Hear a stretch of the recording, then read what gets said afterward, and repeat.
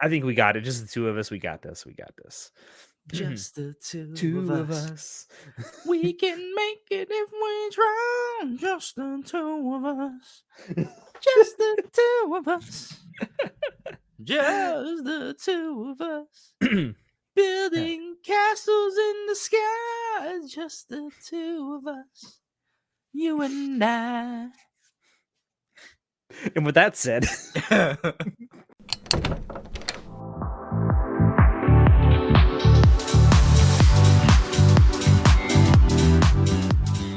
hello everyone, and welcome to Anime Club After Dark's movie reviews, a discussion detailing the good, the bad, and the downright ridiculous of anime movies. I'm your host Alex, but you can call me Senpai. And joining me tonight, I just have our czar of source material, John. You spoke that way too fast. I'm still looking up the lyrics to it. Hold on. I'll wait. I see the crystal raindrops fall and the beauty of it all when the sun comes shining through. Man, if some of y'all could see the stuff that we talk about and the shit that we do in the pre-roll for these, like just getting ourselves hyped up to do this shit, you'd think we're absolutely insane. Which, I mean, to be fair, we are. We are. I mean, I've been tested. I'm not. Yeah, two of us have gotten together because we are reviewing the beautiful, wonderful What's happening, Alex? 2019 You're Trigger lagging out, bro. The alligators are attacking your internet again. It's fine. It's fine. It's fine. We are reviewing the Trigger's 2019 film Promare for this movie review. Now, for anyone out there who's been watching us for a long time, thank you, by the way. And you might think, hey, haven't you talked about this before? Shut up. We're doing it again. When the movie originally came out, me and Shinoda did do a spoiler cast on it. Oh, you did? Yeah. Okay. That's kind of weird that we picked Promare for like a movie review, even though we did a spoiler cast on it. But you know what? I don't care. We're doing it again because Promare is just that good. Now, I do want to say, this is like my 10th time rewatching this show. This was John's first. So you're getting two kind of different perspectives on this. Although I think we both kind of come to the same conclusion by the end. I mean, I am not a Trigger fanboy, right? Trigger has burned me. The other three of us on the podcast 100% are. Yeah, you guys will just suck Imayushi's dick off all day. 100%. There goes my hero. Like, I hold Trigger in high regard because I like a lot of Trigger shows, you know, Gurren Lagann being like probably my favorite. And then Kill la Kill's up there too. Kill la Kill's really good. BNA was okay. I mean, didn't we do a spoiler cast on that? BNA? Yes, me and Show, I believe, did. I think. Oh, that's right. You didn't want me on because I was gonna dunk all over it. No, I think. Well, I knew you were gonna. You strategically started without me because you didn't want me to hate on it so hard. Slander. I think we actually did intentionally schedule at a time. You said you weren't going to be available, though. Exactly. To avoid me, the Tsar of source material, just showing you all the things that's wrong with Trigger and how they're going down the toilet. But yeah, I usually review Trigger things with a critical eye because I've been burned by stupid shows like Kiesniver and Darling in the Franxx. See, the problem with Darling the Franxx, we talked about it before, is that it just goes on too long. It should have ended like at episode 15 or so. It's too long for its own good. But anyway, we're here to talk about Promare. It was Trigger's first foray into feature-length films. Directed, of course, by the one and only Hiroyuki Imaishi. The GOAT. It was written by Kazuki Nakashima, who also was the scriptwriter for, unsurprisingly, Gurren Lagann, Kill la Kill, BNA, and Batman Ninja, which is really good if you haven't seen it. It was produced, obviously, as we've been talking, by Studio Trigger. I do want to give a big shout out to one of the co-producers, the studio co-producers on this particular film. It is, I'm going to probably butcher it, Sanzagin. I think that's how you say it. They did all the 3D CG work on this movie, and it's beautiful, and we'll get into it when we talk about the animation and cinematography of Promare. Um, Now, this film was originally released in Japanese theaters on May 24th, 2019, in North America on September 17th of 2019. We couldn't find a budget information for this. Sadly, we decided not to ask ChatGPT this time because we No, thought no, no, no. it was to go I fuck asked ourselves. ChatGPT. Oh, I is was that like, what you're "Chat." doing just now? No, no, no, no. I'm looking up Imaishi's works, but I asked ChatGPT Mm. because of what happened last time, where it's like my sources that I made it the fuck up. I'm This wondering if it's just time, going to tell us to go fuck ourselves. this time ChatGPT was like, there have been no disclosures of their financials for Which, the budget from for what we this. found out, that seems to be true because we couldn't find anything. Yeah, and I was just like, "Oh man, maybe I'll look through Trigger's financial reports during the time Oh boy, Promare, Promare, Promare." I keep that's wanting to say Promare. Promare. Yeah, I keep wanting to say Promare, but it's Promare. Yeah, and I was like, I'm trying to comb through their financials and stuff to figure out the budget. I'm like, fine, if you won't tell me, I'll figure it out myself. Fine, I'll do it myself. Freaking, I'll just call Imaishi up. Like, hey, bro, how Yeah, much did you hit, spend on Promare? bro. We do know that it has a worldwide box office, at least as of November of 2023, of 17 million US dollars, which is kind of surprising considering how big this movie was when it came out. And it's gotten like, I don't know, 3 or 4 different theatrical re releases in the US. Yeah, it's I because of how widespread Premiere was when it released, because quite literally when it released, I remember seeing It's prints upon everywhere. prints It's everywhere. everywhere. And I was just like, "What is that? That looks like is that Kamina?" It's like, "That's not Kamina. Who is that?" And I'm Who like, is this blue haired Kamina that is "Yeah, like upon me? who is this other guy who kind of looks like Kamina and it's drawn in the Trigger art style?" And they're like, "Oh, that's from the newest Trigger anime Premiere." And I'm like, "Oh, Trigger? Oh, okay." Oh, This is me coming right off of Keys Kniver, so I'm like, "Oh, okay." okay, I fine. will I will never forgive Trigger for Keys Kniver ever. It could have been good. It could have been good. It just wasn't. The premise was fine, the execution piss poor. Which is crazy considering it was written by the same person who wrote Maquia. Yeah, I know. That's the weirdest fucking part. But anyway, this is neither here nor there. No. We couldn't find a budget, and I couldn't hack into their financials to figure it out. Unfortunate, unfortunate. But yeah, it does seem like a little bit of a lowball box office considering how much it was just kind of everywhere when it came out. But it does have a total runtime of 112 minutes. It doesn't feel anywhere near that long when you watch it. It kind of feels like it goes by pretty quick. Was it is it 100? I thought it 112 was minutes. no, no, no, how much money it made. I swear it made more than 17. I on Box Office Mojo it says around 17 million US dollars. It's not exactly 17 million, but it's roughly 17 million. Hold on, I'm gonna fact check you, but yeah, the I think that it definitely doesn't feel like a 2-hour long movie, like, No, whatsoever. no, not at all. It feels like it's maybe 3/4 that length at most. I um definitely feel like well, because it's typical Trigger, right? Where it's like breakneck action, breakneck speed, like, no, we just do shit, and then it just keeps going. and it just goes and goes And and it just goes. keeps they take it and they run with it, and then they keep running with it, and you're like, "Well, hold on, Trigger, come back." And they're like, "Ha ha, fuck you." Mm. So let's get into two things about this film that we absolutely love, that being its art and animation and its sound design. We'll start with the art and animation first.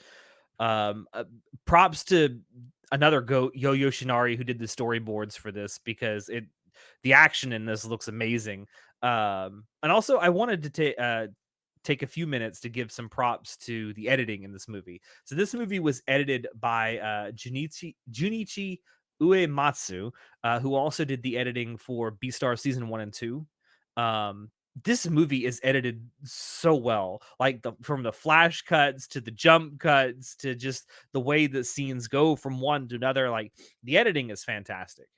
Yeah, and it's entirely not entirely, but it's mostly done in 3D CG, which Mm. if you've been on this podcast and you've heard us talk about it, we aren't giant fans of it because prior to this, I have yet to see a anime do it well.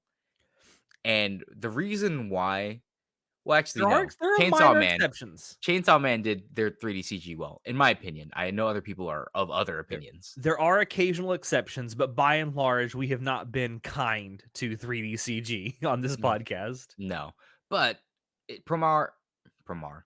Promare. God, I keep calling it Promare, Promare. That's Promare. Get it all out right now, John. Get it all out. Listen, it just I want to call it Promare, Promare. Okay, Promare. Promare. Just mm. Promare is a mix of 2D and 3D CG, and it's a Mhm, really good blend. And when I've talked about 3D CG before, especially like I brought up Futurama and how Matt Groening was like, the only way we'll make it look fluid from 2D to 3D is if we hyper stylize the 3D to make it super cartoonish and just lean into that. mhm, And that's why it looks really good in Futurama. Well, that's exactly what they did with Promare. They exactly went and like they simplified all the 3D CG, so they mhm, didn't want to make it too noisy because it's like it's very distracting when it's too noisy. And typically when we see trigger animations and shows, it's like they go heavy ham into the special effects, into the like the storyboards and stuff, the cuts and stuff, right? mhm. And it's because it's so stylized. You're like, oh, it's action. It's like it triggers like basically comic book, but in anime form. It looks really good. But Like, with Trigger has this, this formula where it's small talking scene, action scene, followed by a bigger action scene, small talking scene. Like, that's the formula. yeah, but with Premiere, they decide to blend the two where it's 3D and then it goes to 2D, and it's like the fight scenes are more controlled, and they're also extremely simple. The effects are Minimalistic beautiful. was the word you Yeah. kept using while we were watching it. Well, it's a simple and effective use because you don't want to draw attention to the bad things of 3D CG, which is your backgrounds are going to be terrible because the backgrounds were terrible in this. Like there were no backgrounds. That's just They typical were of. kind of monochromatic most of the time. Well, they were just like cut and paste, literally the same freaking picture turned sideways. Yeah. Like it was the same model over and over. And that's a cost saving measure and stuff like that, but it's very noticeable. And unlike when we reviewed Ghost in the Shell, 2046, was that Th 2045, the one whatever it that's was, full CG. the full CG one where Yeah. we, the huge lack of background and the terrible freaking background. It's like it's very jarring to see that. So to pull your attention away from that, they're like, all right, here's our big action scenes that Mm, trigger for. yeah. And here, like they do so many drawing techniques where like they use triangles, right, Mm, to represent like a flame, but also as a path, and it pushes forward. And when all the effects are attacking and going on screen with the burnished and stuff, mhm.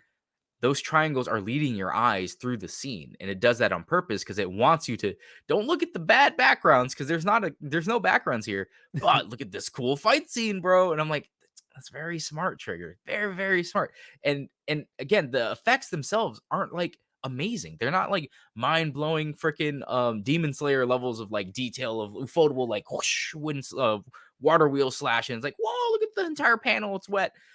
It's simple, but Yeah. it works so well because of that. And I like it when they lean heavily into it and they hyper stylize, it makes it better. And the only time they ever put any kind of massive detail into the backgrounds is when they're doing the scenes that are almost entirely 2D. Yeah, because they can actually do that. Yeah. When they're 2D scenes, they're like, Like, ah. the thing that comes to mind is, like, the scene early on in the movie with the pizza parlor that they're at. Mhm. Like, that scene is mostly 2D animation, but then, like, you look at the backgrounds of that, and it's like, yeah, it's way more detailed than the action scene that came way before it. That's also a trick of like a rendering trick thing where it's Mm, like if you're gonna be spending a lot of time close up to things, mhm. yeah, you're probably gonna want to spend more time making things Details. more detailed. Yeah. So because that scene is pretty important to the story overall with like the pizza thing, it makes sense that they would do that. Yeah. But yeah, I just big props to the people that worked on this, all the key animators, all the 3D CG people at I'm gonna butcher the name again.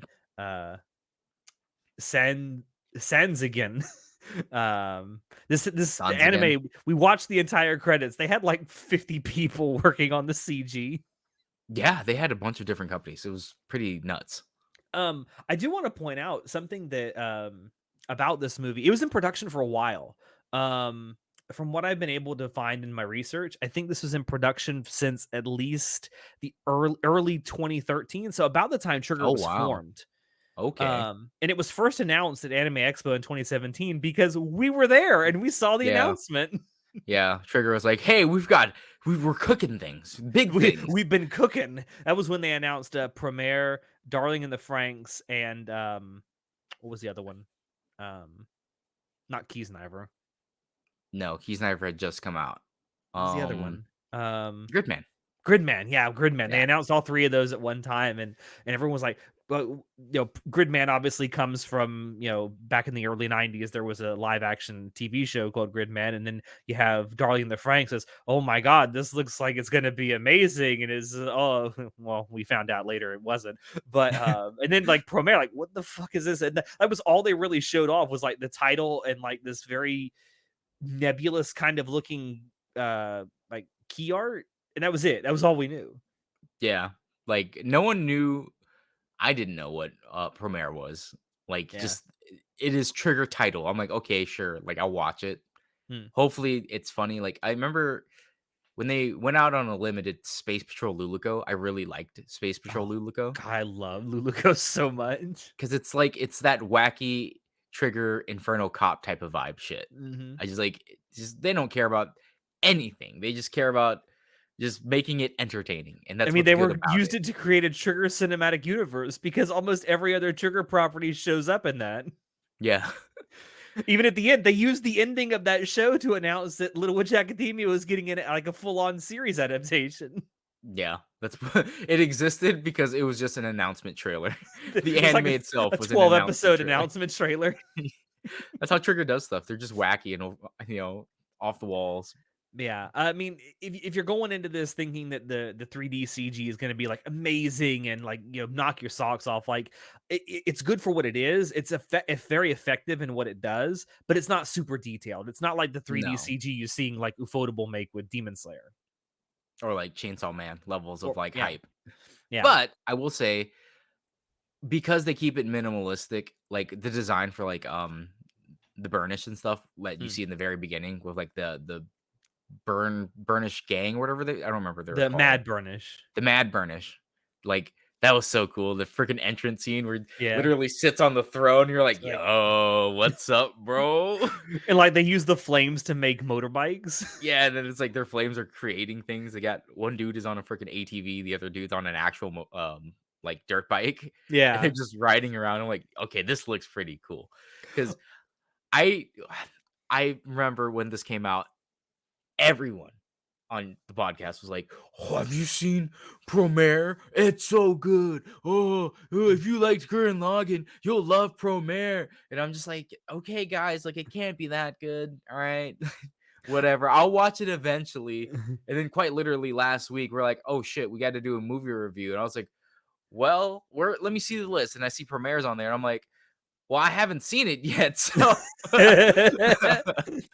So I guess now is a good time to watch it. Yeah, 6 years, a little late, just by 6 years, but I finally watched it, better late than and never, right? better late than never.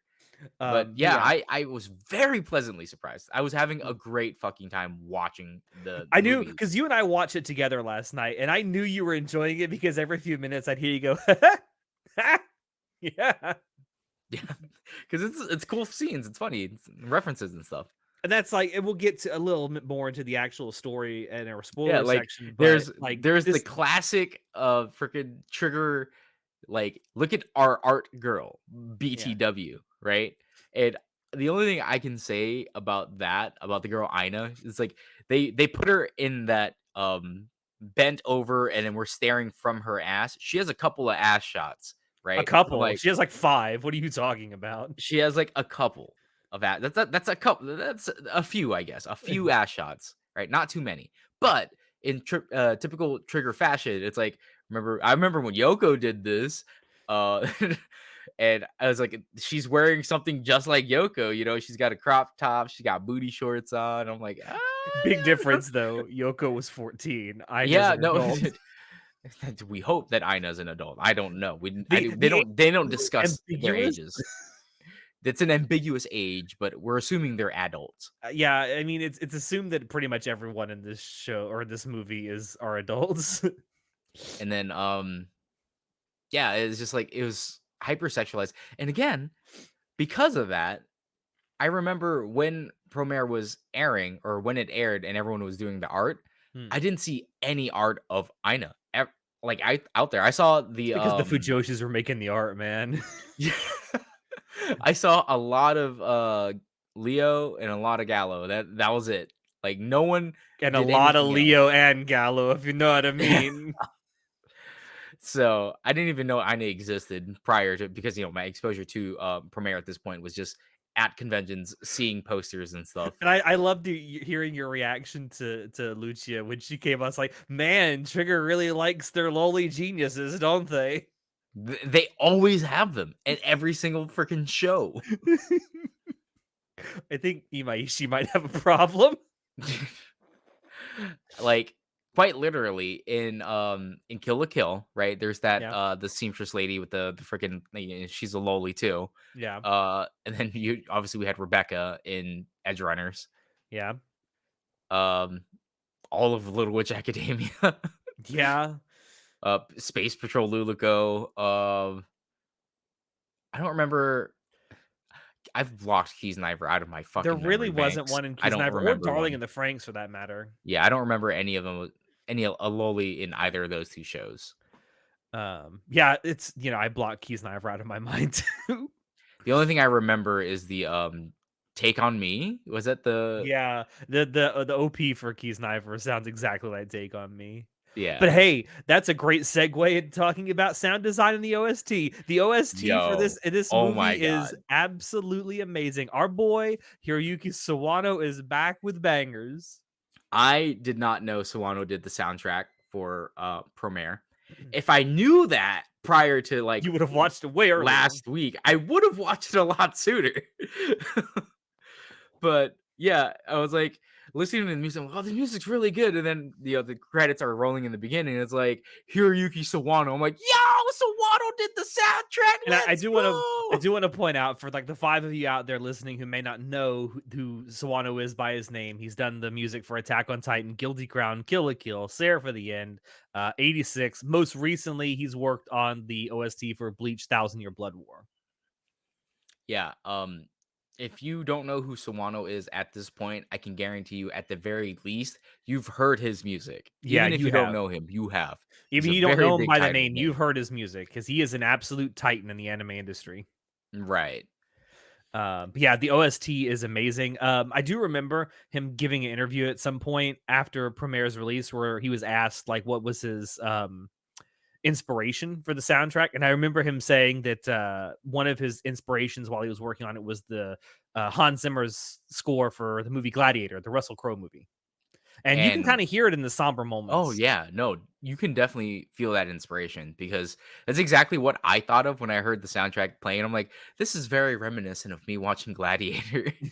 And then you mentioned it. I'm like, oh, that makes a lot of sense. Yeah, I can see Yeah. where he got his inspiration for this. By the way, Hans Zimmer's score for that movie is one of the best movie scores ever. I swear to God. Bro, everyone gives the crown to Interstellar. We know this. Interstellar's soundtrack is so good too. But yeah, this OST is absolutely amazing. It's somber when it needs to be. It's super pumped and hype when it needs to be. That like I guess you would call it a title song, Inferno. Hmm. Trails of Fire, you always. That song is a fucking banger. Don't mention it to Ida though, because he gives him PTSD. Oh no. He had to listen to this song like 800 times on repeat while he was doing it. AMV for us. Yeah, that'll make you hate a song real fast. Yeah. I think that the OST and the sound design it's very effective. Mhm. Like it needs to be somber when it needs to be. It makes you feel emotions when you're supposed to be feeling it. And then there's the goofy aspect, but there's a lot of like triumphant. Is that the word? Triumphant. Triumphant. Thank you. There's a lot of triumphant music when it needs to be because there's a lot of building the hype. Like, I'm the man here. I'm gonna take charge, and it's like, oh shit, this works so well. Is My Trigger? firefighter's soul is burning. Yeah, like, it's so good. And speaking of good, we watched this in the English dub, because Alex was like, "Hey, is it all right if we watch it in English dub?" I said, "Sure, I guess. Let me just look at the Japanese list." And I thought it was weird that the three main characters of Promare weren't like well-known voice actors, but actual well-known actors. Yeah. That That was that's it's an interesting choice for the Japanese dub to not for the main characters, and that the 3 main characters we're talking about are Cray, Leo, and Gallo. They're all done by, like, stage and, film actors, not, like, general, like, voice actors like you would expect. Now, all the rest of the cast is, like, well-established voice actors, which interesting choice. I don't know if it works as well as they thought it would, though. yeah, because prior to, or rather, the only person studio that I know that does this is Disney, where instead Mm. of hiring voice actors who've been in the industry for tens of years, they'll hire prominent actors just Yeah. because they got Disney money. And I want to point out, like, not to discourage the people who did work on the Japanese dub. The 3 actors that they did get to do the 3 like lead roles, they're well established and well respected film actors. It's just I don't think they worked really well in a voiceover role for the roles that they had. I think that's because for a lot of animation, you have to really overact to Mhm. really act, right? And none of them were To really sell the overacting in the character. role in the scenes that they were No, in. no, it's like they're playing it like it's a live action, which is great because in a live action, you have body language, you got subtleties and stuff like that. You can Mhm. do minute facial changes to just like convey certain emotions, stuff like that. Yeah. But in an animation, that's really hard to do because you got to, like, I'm not going to make my entire team slave away for 2 weeks just like doing a 5-minute scene. I mean, Yeah. maybe I will. Depends. Which Yeah, depends on which studio I am. yeah, if you're Mappa, maybe. Uh So Yeah, the yeah, ADR it's direction in the English dub though is oh, Oh, I really like the English dub quite a lot. I liked it mm, more than the Japanese for sure. Like again, mhm, the Japanese dub isn't bad. It's not. yeah. I just like the English a lot more They went because ham on this dub, like 100%. yeah, I don't remember who plays who. Oh, our boy Johnny Young Bosch plays Leo. One of It's the just the like, of absolute course. favorites of this of the Anime Club After Dark podcast, Johnny Young Bosch. I love Johnny Young Bosch so much. I do. Bosch the He zombie. plays Leo. You got Billy Kometz as Gallo. Um, who else was it? Steve Bloom Oh was yeah, Steve Ignis. Bloom was Ignis. That's right. And I'm You just had like, oh Yuri man. Lowenthal Yeah, making Yuri his Lowenthal. like necessary appearance in an anime. Yeah, they had a lot of well-known actors Mhm, for Promare, which was mhm. good. A great Matt thing. Mercer is also in this. Is he? What? Yeah, he's Leo's one of Leo's henchmen, Guerrera. Oh my god. Why wouldn't Matt Mercer get the lead role here? Why wasn't he freaking well no, Billy Comets is really good. They're all good. They're all good voice actors.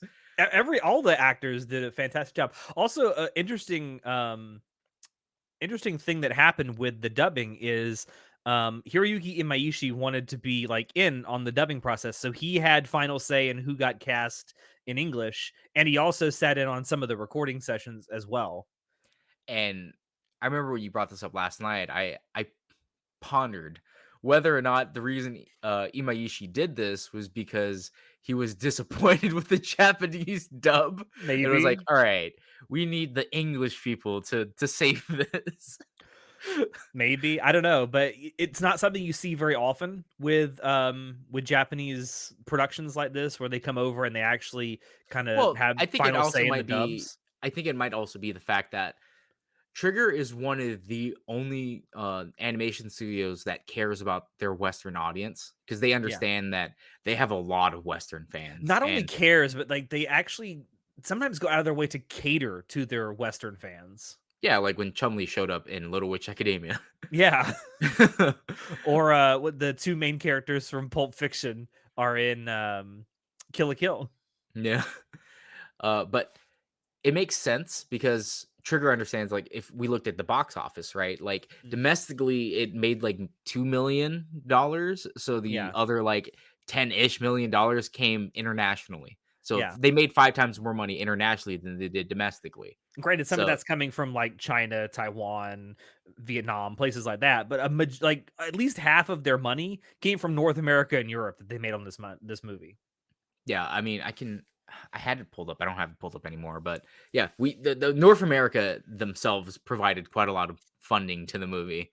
Yeah. So I understand that Trigger knows this, and they love their Western fans. Mhm. They're Westaboos themselves, to be honest. So Yeah. I think maybe more than likely that's probably why Imayushi sat in on it, just because like Maybe. I want this to be really good for the Western fans. Maybe. But I like to think that he was disappointed with the Japanese dub and was like, "No, no, we can't fuck up the English one, not that one."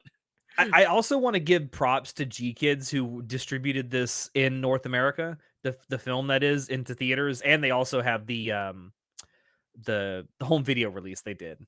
But I want to give them props for the theatrical thing that they did. I mean, yeah, it would have been nice to have like a longer running theatrical run in North America than have like 2 or 3 days here and there, like they did it. But this is also one of the only, it may actually be the only, I'm not 100% sure about this, but it's certainly one of the only anime movies that's ever gotten a 4DX theatrical release. So it's one of those theaters Now, where they actually like they'll blast fire in your face and rain like water down on you and shit. they actually have, like, so in the 4D, theater experience, they'll have, like, little misters to, like, Mhm. simulate humidity or mist, Or like, water rain. splashes, yeah, which is, like, it's pretty cool if you're immersed in stuff like that. Unfortunately for me, I can't see, like, 3D, like, 4D max stuff because I have one eye. I don't Yeah. have that depth perception to perceive these things. Uh, so it's kinda lost on me, but I still think it's cool that other people could do It's a it. cool concept. Yeah. Yeah. But I give G Kids a lot of credit because they didn't have to go that hard on this theatrical release, but they did. I mean, I feel like the reason why the release schedule itself was so bad was because let's see, this was released in 2017, so 2019. 2019. Yeah. This was So after the big theatrical success of Your Name. right at this, that's what I was about to say. So we have to look at anime movies through the lens of pre Your Name and post Your Name. Yeah. Because again, Your Name, it was okay, it was whatever. Not Shinkai's best work, in my opinion. However, it changed how anime movies were viewed In in the Western West. theaters. Because prior to this, anime movies would get theatrical runs, like you said, Alex, when you wanted Yeah. to watch the Kizumonogatari, I believe, right? It Yeah. was playing in theaters. You had to drive super far to go see it. I had to drive 175 miles to go see it. Yeah, and I remember when Promare came out, I would have to drive, like, I think it was, like, 4 hours to go watch it, and I was Mhm. like, "I'm not driving 4 hours to go watch Promare." Like, no, But absolutely then but there's then Your Name came out and, like, every other theater in the country was playing it. yeah, because it took anime and turned it into, like, just for weebs or Yeah. kids into just, "This is just movies now."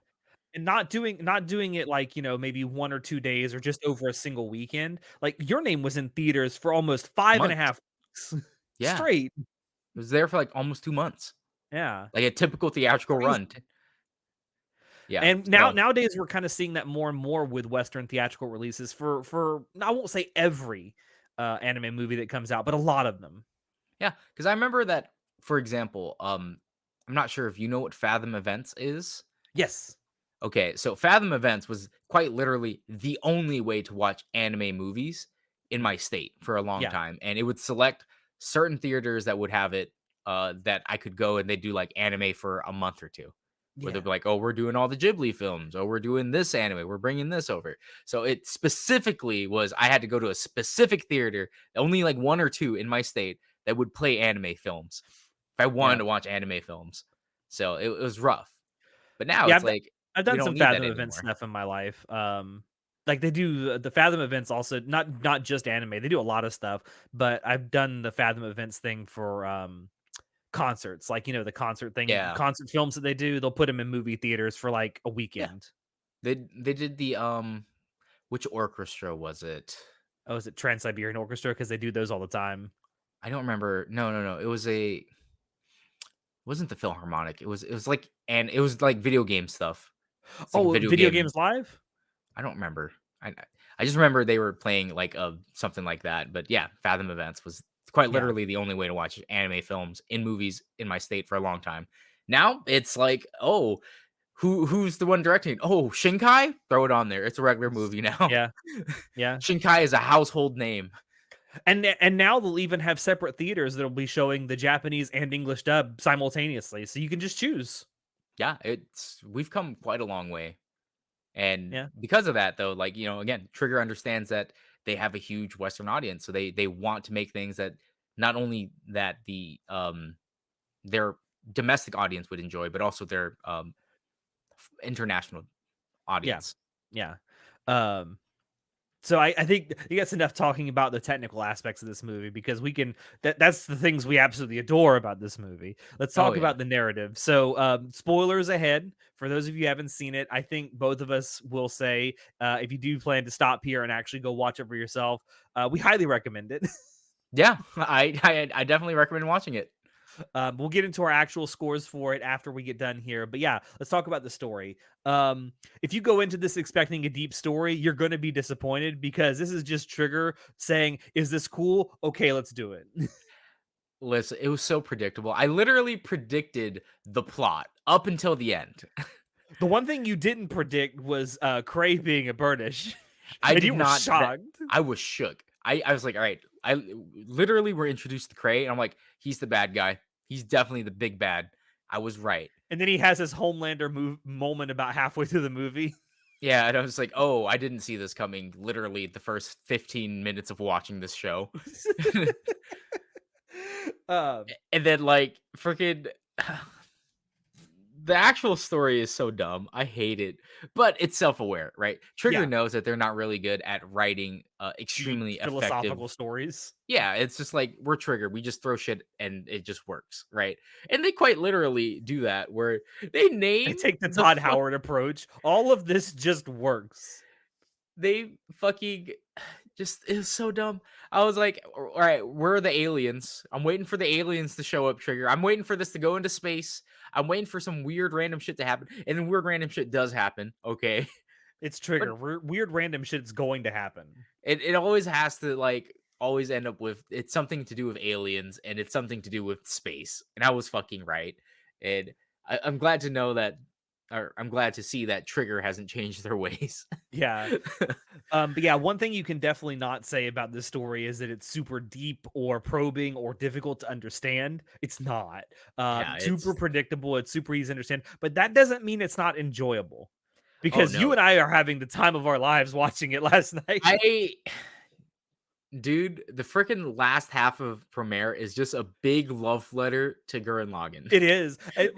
Ian told you this not too long ago that like the last third act of the movie is 100% just a giant Gurren Lagann reference. Yeah, it is. The rule of cool, the The only difference is transformation instead of of the mech. spirals and anti-spirals, you have flame aliens. He literally gets a drill. Yes, and he does like a giga drill break. Yeah, like it's so on the nose. And then the design of how they do the mech suit for the fucking mech suit, bro. The fucking Deus The Ex transformex Machina. and the transformations too. The fucking Deus Ex Machina. Oh my god. So the fact that the story starts out and it's like, oh, the good guys are actually the bad guys, and the bad guys are actually the good guys. I Hmm. was like, okay, yeah, it's stereotypical story. We've seen this all before, right? Yeah, the But the obvious bait and switch. yeah, the obvious bait and switch, and then it happens, and I'm like, yeah, whatever. But it's enjoyable to watch. It's fun. It's It's Trigger. just rule of cool, man. It It's just really works. cool. And then we get to the part where like they discover the hidden base and it's like an alien thing. I'm like, what is this? And I'm like, here it is. Here's the stupid Trigger alien shit. Here's And this it's dumb so on the story. nose, like you said, the mech is called the Deus Ex Machina, and the whole thing is a Deus Ex Machina, and it's like they're so self-aware with it. Yeah, like literally the professor is Deus Prometh. Yeah, Deus Prometh, which again, pretty on the nose. Number one, Deus. Number two, Prometheus. Yeah, and, like, he literally explains what's going on with the story that like, at to this point and, like, how they can fix it, and then they're like, "So what are you gonna do, professor?" And he's like, "What do you mean do? I can't do anything at all. I'm just here to tell you. Bye." And I'm like, I even like how the characters are self-aware enough to say, "Wait a minute, what would have happened if we hadn't just conveniently landed here and opened up this base?" And the Deus Prometh is like, "Well, I guess Cray would have won and the Earth would have been destroyed." yeah. I love that he literally exists to be a narrative expositor, and then he's aware that he is, and that Yeah. the minute he's done with that, he's like, "All right, I'm out." I It's just also like so how during this like explanation he's giving about how like the Promare work and everything, like the interdimensional aliens, you see Gallo just nodding just off. nodding off, and I felt the exact same way, bro. I was just like, "I don't care anything about this." um, and then when Gallo is explaining like the whole thing with the Earth going kaboom, and when he does that kaboom, the background goes all crayon drawn. It's like Because you're getting because a glimpse into his mind. because he's simple and he's an idiot. Oh, Oh God, and then the this is why I fucking love Trigger. and then the mech that they get to save the world is literally called Deus Ex Machina. Yeah. Like And then they're trying to fight Cray with it, and there's and Gallo's like, I can't fight in something that's so badly named. no, not just badly named. It's like it just doesn't feel cool, bro. I can't get motivated. This doesn't set my firefighter's soul ablaze. Yeah, and I'm just like, then he has to do an outfit change where the mech goes from like ugly looking, like it looks like what's that from Big Hero 6? What's his name? The big marshmallow dude. Um, I don't I know, don't remember the big marshmallow dude's name, but but I know who you're talking about. it's big and puffy and it looks Yeah. dumb. So then so then Leo's like, "Fine, I'll design it, whatever, dude." And he just redesigns it, and then it's the classic Gurren Lagann, the fucking mech, right? Where it's like Mhm, it's got the head is now the torso, where it's got the eyes and the mouth. That's the thing. Then it's got its mhm. blazing fire and the like the spikes and shit. I'm like, "Yo, Gurren Lagann, let's go!" Oh man, I just it's and that fight with Cray and his mech, and then Gallo names it the Crazer X. Crazer X Um, that versus fight my Leon DeGallo. No, Gallo de Leon because oh no, that's the one at the end. Yeah, When they do that. But no, yeah, he's like, "Do you like how I didn't I'm so humble. I didn't put my name first." yeah, But that fight is so like straight out of Gurren Lagann because there's a point where they're bro. just lobbing buildings at each Yeah, other. they just start the absolute scale. So another thing that Trigger is really well known for is their absolute scale of like here's the super tiny things, and then Mm. here are the big giant things. And the fucking Atom Smasher lookalike, the Walmart Atom Vulcan. Smasher, Vulcan. Yeah, that's his name. I just All I the just names are like either war or flame puns. yeah, the names are fucking hilarious in the show or in the movie, but Crave Foresight. yeah, Cray Foresight. I was like, that's an ominous sounding name. He's probably the bad guy. Yeah.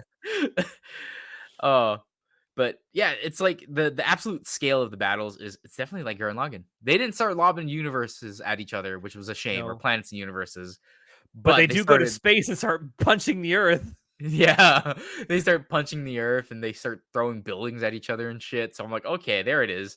There's my absolute scale of all Yeah. of it. And God, the one thing I definitely didn't see was Cray being a burnish. That Yeah. caught me off guard. See, So, you thought he was gonna be some kind of anti-burnish. You thought he was gonna do some kind of ice thing with when he tried to yeah, I power up thought that one time and he, like, closes it out because they go away. yeah, because given again Trigger's track record of we like to insert random weird alien shit into Mhm, our shows. So I figured that with the burnish, they probably had like an anti-burnish, which is like a frozen people, and that's why Cray hated the burnish and wanted to kill them all. That's mhm. what I assumed. And then it's like, nope, he's just a burnish himself. That's a clever twist, And though. it's just like, I thought that was a really oh well done shit. twist. Yeah, and that was I mean, was it really necessary for the plot? Not really. Just because like regardless of Cray being a burnish or not, Mhm. he didn't need any other motivation to be evil other than I'm evil. I will say, I give Trigger a little bit of credit here. Um the motivation, he's kind of like the ends justify the means kind of villain. Like what he's doing, he is trying to save people's lives, but kind of for the wrong reason. I mean, he's not so much trying to save people's lives as he is trying to Be the because he hero. is a burnish, he has to follow his base instincts of like whatever I want to do, I want to do. Hmm. So following that, I think that he wanted to be the one true governor, right? The Governor Cray, the one true god of the society. Yeah, He's the almighty hero that everyone reveres and respects and stuff like that. he So I wanted to think be Das Fuhrer. yeah, he wanted to be a god in their society. So that makes sense why he would like fuck the other burners. They all can die for my cause, and then we'll destroy Earth, and then I can be the ruler. And if he's the only burnish around and he controls all the tech, like yeah, they wouldn't be able to do anything against him. Yeah, So it made sense, but I do at the like the same time, fact that I just don't think you needed to have Cray be like some deep villain because again, it's Trigger. It doesn't have to be that deep. no, it doesn't. I do like the fact that they sort of set up the whole thing about the Promare being aliens if you pay attention early on, because Leo's talking about hearing voices in the flames. Like, if you think about it, that is kind of set up there, and then you actually find out what they are. It's like, oh, no wonder he's hearing voices because they're alien life forms. I like also the fact that when we, the audience, can hear them, it's not intelligible. You can't understand what they're saying. Yeah, this is So a cool I little do like detail. that. Um, yeah, it's not super deep, but boy, is it fucking enjoyable as hell to watch. Also, I think we'd be remiss if we didn't talk about the obvious Fujoshi exploitation scene. Oh my god, Um, yeah. can I just say, so the first time I watched this was at Otakon when they premiered it there in 2019, and there were a lot of women in the room. And boy, when that scene came up, all of their ovaries exploded So simultaneously. I remember again around the same time seeing a bunch of Premiere posters, and it would be like Leo X Gallo stuff, and I'd be like, yeah, I'm seeing the two main characters a lot, but I don't see anything else from it but these two. And I didn't quite understand why it was so popular. Hmm. And then, like, quite literally, they kiss, and I'm like, oh, that's Got it. why. Got it. It's canonical now. Yes. I mean, and it works, right? It's the muscle hunk with the twink. I mean, it works. Yeah, and like the fact that it's even more like literally there's a hot chick I know who's like she Really into thinks Gallo, by the way. she's really into Gallo, and then there's that scene where Gallo's leaning in to catch her, and then it looks like they're gonna kiss, but then he's just like, "Fuck this bitch." He yeets her out of here. It's like, "Yo, there's a burnish over there." He just instantly fucking like, "Nope, Nope. fuck romance." Fuck this kiss, bitch. Yeah, and Bye. I'm like, "Damn, bro, okay." But yeah, the film it was very enjoyable. I understand now why you guys like it so much. You feel bad, don't you? You're like, you went into it's like, it can't be that good. It can't be that good. I didn't go into it hating it. I just hated the fact that you guys kept saying it was so good because the more you hype something up to me, the more it's gonna be Let you terrible down. if it doesn't. Yeah, because if it doesn't live up to the hype that you're saying it's at, then I'm I gonna get hate it. it. I get It's it. gonna make me hate it more than I would have originally if I just was like, yeah, I didn't like it that much. Yeah. Yeah, if you go into something with no like fanfare and it's just bad, it's like, it's whatever. Yeah, And sure. But if you go into something that's bad that a lot of people are hyping up, you're like, what the fuck is wrong with you guys? yeah. And I was like, I'm not sure how this premiere could be a spiritual successor or an open love letter to Gurren Lagann. I was like, how would they do that? Like, Now you there's understand. now I understand. It's just through the action sequences alone, but the overarching story and stuff like that, kind of like Gurren Lagann as well. Yeah. Yeah. Um I think that's the best way to think about it, really. It is kind of a love letter, not only to Gurren Lagann, but just Trigger fans. Yeah, they're like, hey, we're still here. We're making shows that you'll love. Just Just please stay with stay with us. us. We've had a couple of setbacks, but stay with us. But yeah, that's Premiere, man. Like it's not simple, but it's damn enjoyable. And I like the fact that when this movie ended and the credits started rolling, the next words out of your mouth were easy 9 out of 10. Yeah, solid, dude. Solid 9 out of 10. I didn't think I'd like it so much, but, with how they did the art and design and how Mhm. they played onto their strengths and, then you got Sawano, Sawano's just banger soundtrack. just amazing soundtrack design, and then Imaishi's just obvious, like, foresight of, like, how to place things and how to direct. I was just like, it's a good fucking time. His cray foresight. His Cray foresight. The only weakness, again, it's a weakness of a lot of basically all of Trigger's animes is the story. It's crazy. It's stupid. Like But it doesn't matter. it Who doesn't cares? because Who no fuck one gives a cares about fuck? that. Who cares about the story being like cohesive or making sense? We're throwing planets at each other right now. Yeah. So who fucking cares? Hey, calm down, kids. The adults are throwing galaxies at each other. So yeah, a fucking solid film. Yeah, I agree. 9 out of 10 for me as well. Like just absolutely easy. I mean, I may even go so far as to say maybe a 9.5. It is just a little bit off that 10. If it had like a really cohesive, deep, probing story, 100% 10 out of 10. Yeah, but I mean, again, Trigger, they're self-aware of that, so it's Yeah. fine, right? Um, I will say this, and this is kind of my closing thoughts on the movie.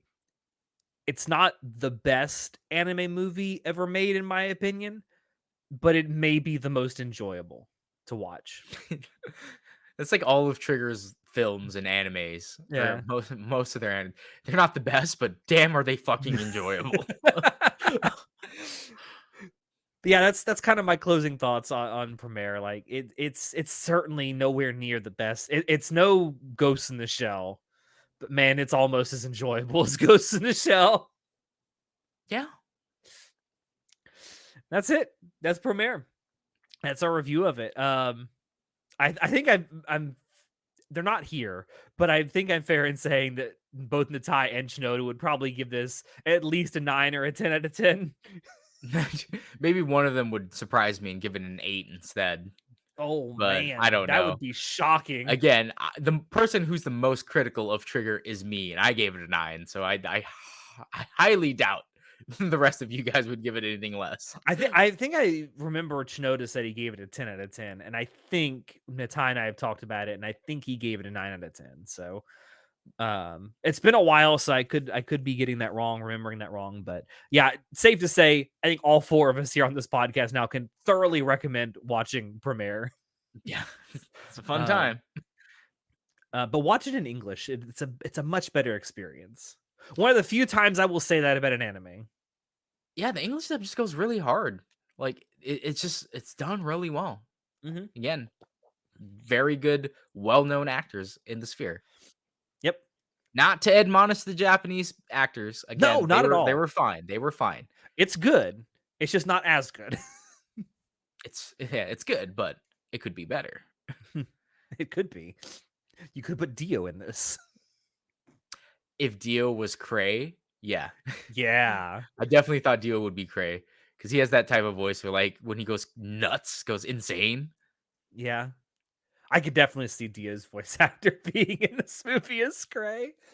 But anyway, we're going to end it there. Thank you everyone for dropping by to watch us review this movie. Please don't forget to like, share, comment, all that stuff down below. Subscribe if you want to see more as well. You can also check down below to find links to Anime Club After Dark on Twitter, on TikTok. Join our Discord server if you haven't already. There's always crazy stuff going on there, and some of the craziest fucking conversations sometime go on there. I swear. Um, also have a merch store where you can buy Anime Club After Dark merchandise if you would like to help us out and show off your love for the podcast. But until next time, I have been your host Alex, and we will see you then. Say goodnight, John. We didn't discuss that this takes place in like New York City. Yeah, but it's not that big a deal, is it? No, but I thought it was interesting that they chose New York of all places. Maybe Imaishi vacation there and was Maybe, I don't know. It was just weird. I was like, this is actually set in like America. I think it's funny that and maybe it's the same reason. Maybe that's why part 6 of JoJo's takes place in Florida. Rocky just came here on vacation. He was like, I could see JoJo's taking place here. Yeah. All right. Anyway, Bye. bye.